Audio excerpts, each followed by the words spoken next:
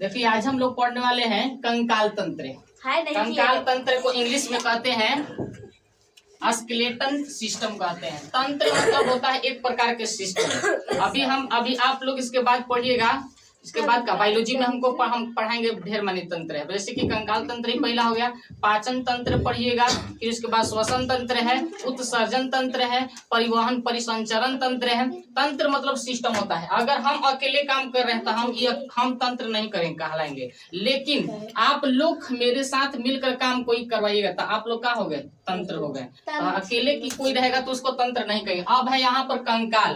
कंकाल के करा कहते हैं? कह रहे हैं कि आंतरिक भागों को सुरक्षा करने वाले उत्तक को, उत्तक पढ़ा दिए, उत्तक केकरा कहते हैं।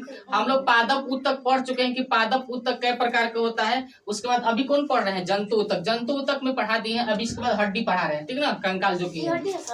अभी कह रहे हैं कि आंतरिक कंकाल केकरा कहते हैं? आंतरिक भाग को सुरक्षा करने वाले उत्तक को क्या कहते हैं? जो बाहरी परत होता है, बाहरी, देखिए बाहरी ऊपर ही एकदम हड्डी होता है, कठोर हड्डी होता है कि नहीं होता है? तो ये कछुआ में कौन सा ही कंकाल है?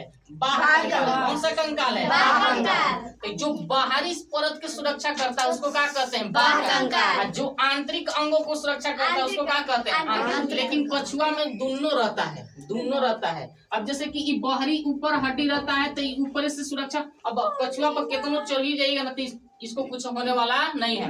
लेकिन देखिएगा, लेकिन एक जो थूथुर होता है, गर्दन होता है, का इसमें हड्डी पाया नहीं जाता है? पाया जाता है। एक पैर होता है, का इसमें हड्डी नहीं पाया जाता है? पाया जाता है। लेकिन देखिएगा जब इसको पकड़िएगा ना तो एक पैर थूथुर सब का होता है, अंदर चल कर लेता है ना है। तो हाई सब जितना है आका इसके अंदर हड्डी नहीं होता है, होता है। तो इसमें दोनों प्रकार के कंकाल पाया जाता है। तो जो बाहरी अंग की सुरक्षा करता है उसको कहते हैं बाह्य कंकाल, और जो अंदर के अंग की सुरक्षा करता है उसको क्या कहते हैं? आंतरिक कंकाल। जैसे कि केकड़ा आप देखे हैं ना, तेल चाटा, ये तो सब कुछ देखता है। मकड़ी अभी देखे हैं ना? नहीं होगा। मधुमक्खी देखे हैं, बिच्छू देखे हैं, बिच्छू तो और होता है, बिच्छी तो और होता है, बिच्छी सब कुछ देखा है। तो ये सब क्या होता है? ये सब इसमें बाहरी कंकाल पाया जाता है। हाई देखिए, अब आंतरिक कंकाल, हम लोग में आंतरिक कंकाल है, कुछ है आंतरिक कंकाल है। तो इस सब के आंतरिक बाह्य कंकाल, आंतरिक कंकाल समझ में आया? आप थोड़ा सा ध्यान से देखिएगा, इसको अच्छा से समझिएगा। अभी हड्डी बताइए तो हम लोग में कितना हड्डी पाया जाता है? 206 गो। तो ये पाए जाएंगे जब छोटा सा बेबी यानी बच्चा पैदा लेता है तो उसमें कितना हड्डी पाया जाता है?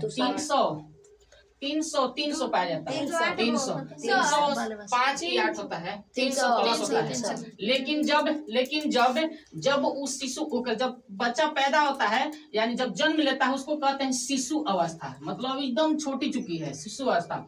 लेकिन जब अभी आप लोग जिस उम्र में हैं उसको कहते हैं बाल्य अवस्था। उसको क्या कहते हैं?